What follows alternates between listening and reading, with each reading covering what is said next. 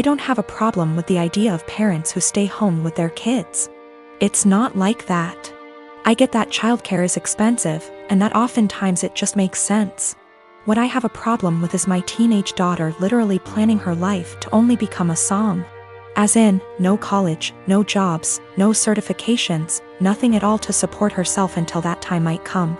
I told her that it doesn't have to be college, that not everyone needs college, but that she needs to do something to start making money to put away so that, if anything goes wrong with her plan, she has a way to support herself and the potential kids.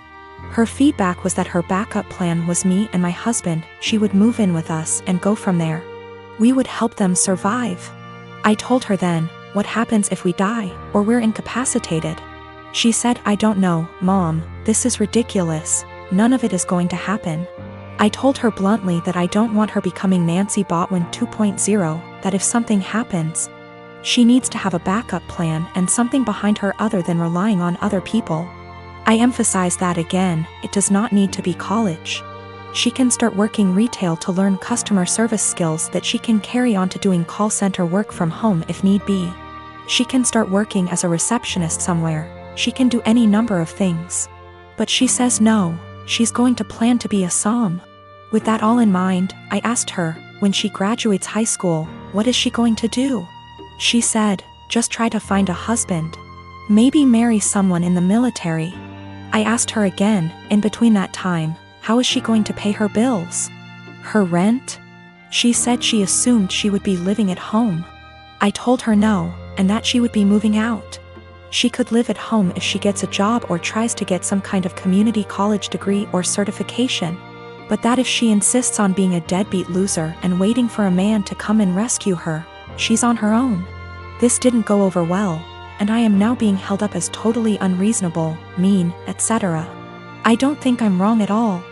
I want to set her up for a lifetime of success and happiness. If this wonderful man who comes and whisks her away, knocks her up, etc., gets injured or dies, I don't want to have her come knocking at our door because she can't afford to take care of herself. I have a home daycare. I like to think I'm pretty lenient, but I do have one big rule: don't make me the bad guy. I understand we might have different rules, but don't make your child resent me by not backing me up. Anyway, another rule is I don't allow outside toys or electronics.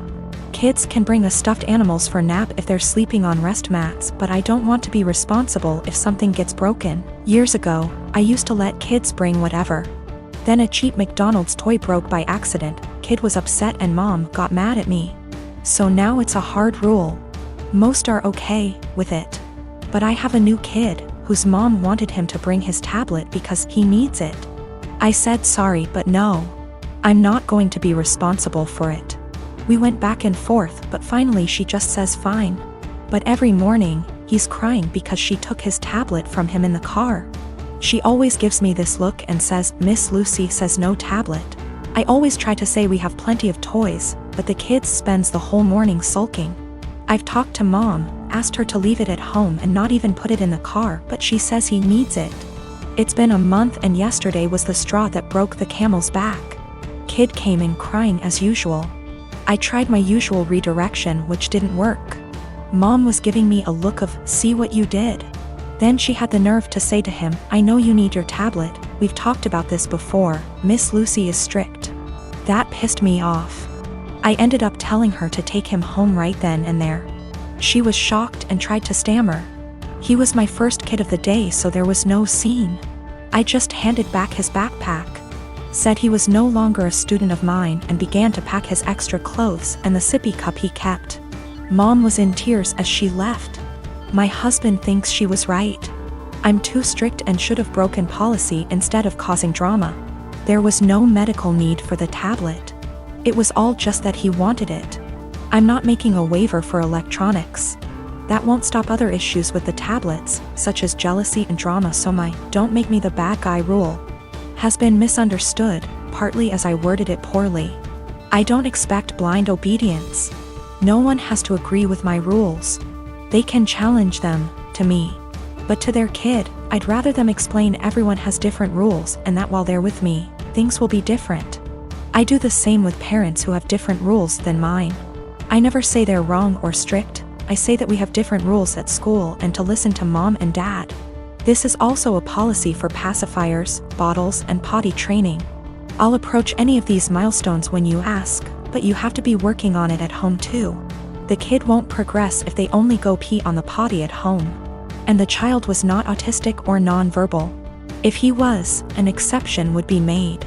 I returned her money for the last few days of January and texted an apology for terminating without notice, and said I hope she was able to find care.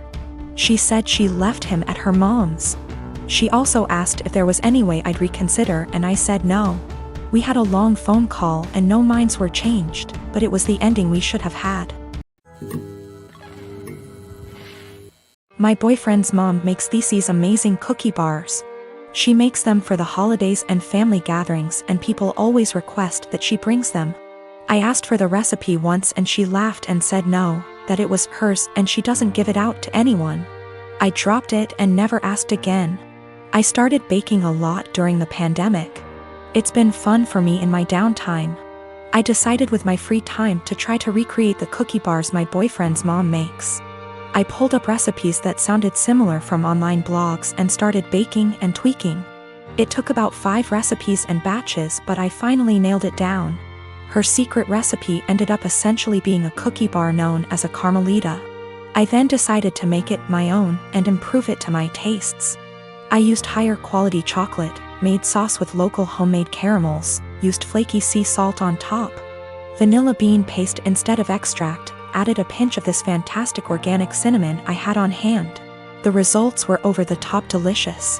My boyfriend declared they are better than his mom's, and he finished off half a pan in 2 days. He was FaceTiming with his mom Saturday and eating one. She asked what it was and he said, one of your caramel bars. Joe found a recipe online but made it even better. She lost it. She started yelling about how awful I was for making her cookies and how I had no right. He told her that she was overreacting and quickly ended the call. She started blowing up my phone with nasty texts about what an asshole I am. I explained to her that I found the recipe I used online where it was very public. I had actually tweaked that to make it more my own. And that I wasn't ever planning on bringing them to an event she's at, so I did not see what the big deal was.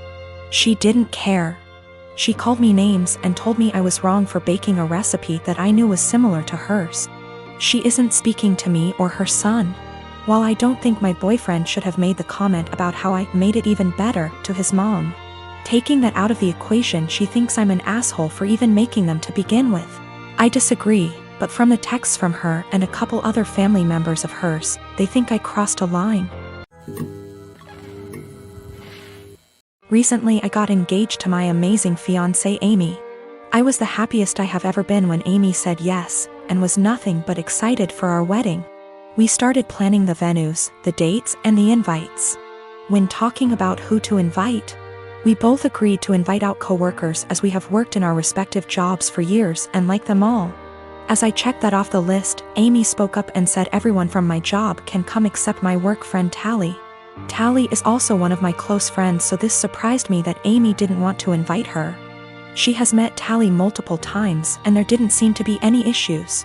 When I asked why, she said she just doesn't like her and finds our friendship uncomfortable, saying she thinks that Tally is the type of person to try to sway taken men and be the center of attention.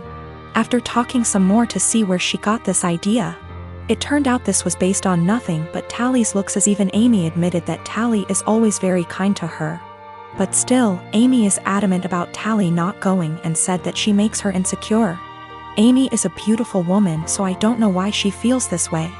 I told Amy that if it makes her feel comfortable not having Tally at the wedding, then that is fine. But before invitations go out, I wanted to speak to her privately to let her know to save embarrassment. Amy agreed, and that was really that. We didn't speak on the matter after. A week or so later I went into work and Tally started to ignore me, only really talking if it was work related. I was confused as it isn't just her, our coworkers have started to ignore her and acting strange to me. So I contacted her BF, only for him to be sarcastic on the phone. I asked what the problem was when he asked if I actually didn't know what happened. He then filled me in. Turned out a few days earlier Amy came to my work on my day off with invitations. I had no idea she even made them yet. and handed everyone an invite in front of Tally, then saying to Tally, "You aren't invited, women like you aren't welcome," which has sparked everyone suggesting she is my other woman. Since then she has been harassed by some guys at work and shunned by the women. She is now looking for another job. This pissed me off and I apologized profusely as I didn't know. When I got home that night, I confronted Amy about this. She denied it at first, but then told me she did it, but it is now not an issue because she's quitting her job. I flipped on her, saying how she clearly didn't trust me to say and that she crossed a line doing all this behind my back. She didn't see the problem and got upset, asking me why I'm so mad, me responding, "If we are really going to get married, get your insecurities in check and grow up." I stayed at a friend's since but have had texts from Amy, her friends, and her mother saying for this and that Amy doesn't deserve this treatment. I have made many attempts to speak to Tally privately to find out what was happening prior to contacting her BF. She brushed me off by saying she either had work to do or that there was nothing to talk about. No one would really speak to me, so I contacted her BF as a last resort. Her BF says he is going to pass on to Tally what I said to him on the phone. The wedding is currently on hold, that is also why I'm staying at my friend's. Need some distance to figure stuff out. Nothing has or ever will happen with Tally, no feelings, nothing adult, absolutely nothing. Tally is happy and in love, her boyfriend is someone I also consider a close friend. I was happy with Amy prior to this. And Tally is more like a sister to me.